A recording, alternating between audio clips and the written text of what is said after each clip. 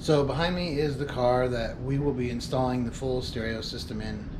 It's a 2016 WRX. It's my stepson Cameron's. I'll just give you a little walk around real quick and show you what we've completed so far.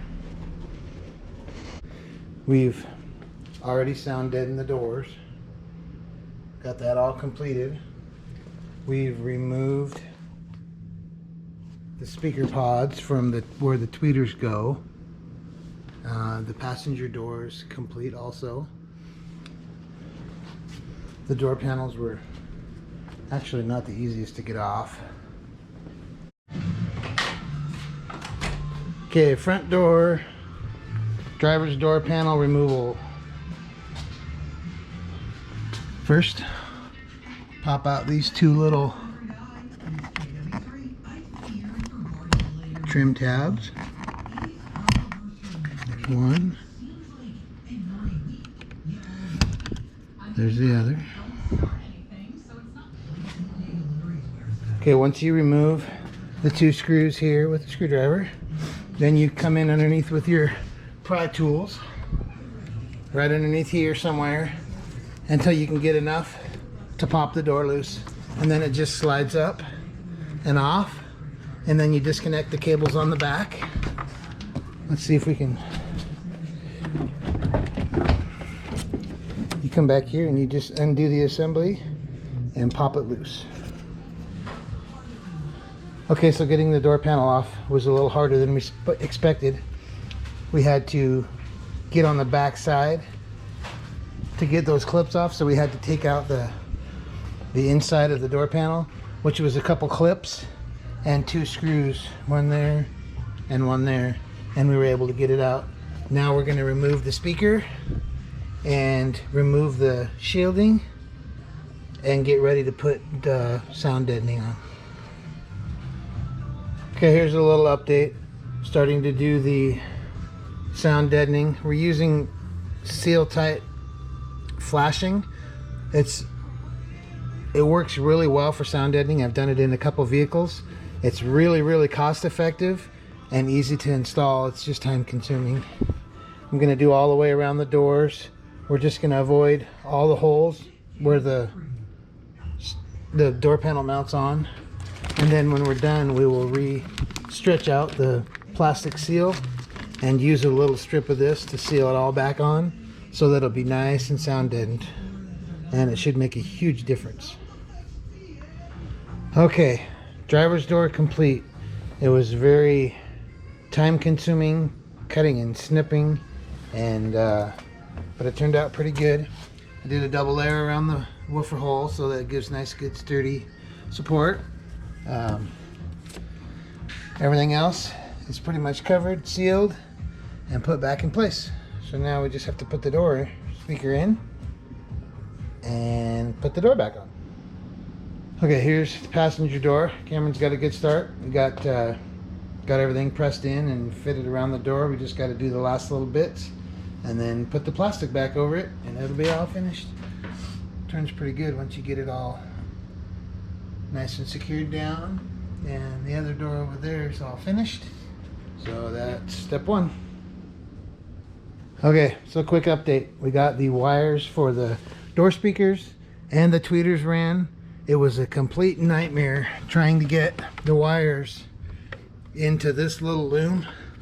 So we ended up going on the back side, which is good. You won't ever see anything. Wires here. We ran the wire down from above. So we're getting ready to make that connection. And over here, same thing. Pretty much just had to feed it through. Getting the door harness thing put back in place was a nightmare.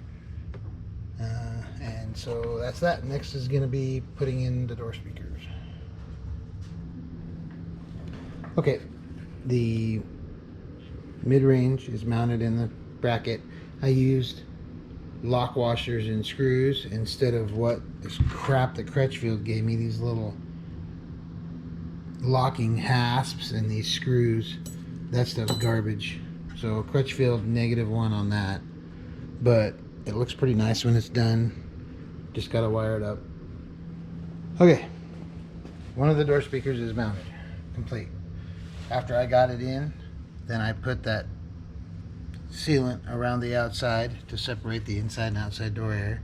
I mean, it was flush against the back, but it turned out good. It's just a matter of getting the tweeter done and mounting the crossover, which is going to go right down inside of here. There's a nice little channel that fits right in there.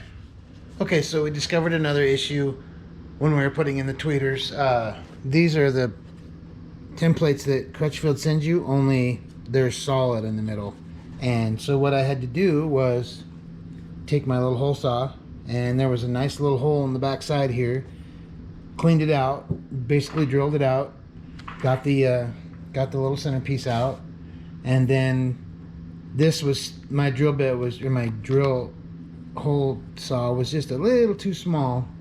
So then what I did was I cleaned a little bit of it out with my X-Acto knife, but then I discovered, you know what, this will be way easier and that'll be a lot cleaner install if I just use my drill with my sanding drum on it. And it actually worked really well. So now this just fits right, actually this goes like this. This fits right in here and goes just like that. And then I will epoxy the bottom of it around the outside. I'll epoxy it right down around in here and let her dry, and then it should be good to go, and we can put the speaker in it and mount it up. I just got to finish drum sanding this one and to final fit. Okay, the tweeter pods are finished. Just got to let the Gorilla Glue epoxy set and they'll be good to go. That's what they'll look like. And they'll fit right in the holes. And I tilted them forward a little bit so that the sound will head back towards the driver and the passenger. Okay, door panels are back on. Tweeters are mounted. I'm just putting the other one in. That's the way it looked. Turned out really good.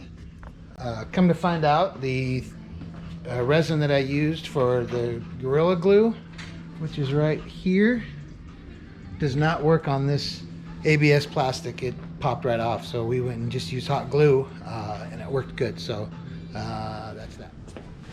Okay, there we go. Driver's side tweeter is mounted. So now all we gotta do is put the covers on and we're good to go. Okay, installation complete, door panels finished, tweeter pods done, crossovers done. We'll probably do the amp and the main wires tomorrow or next week. Thank you for tuning in to this installation. There will be more to come. Please stay tuned and you'll see what's coming up. Thank you.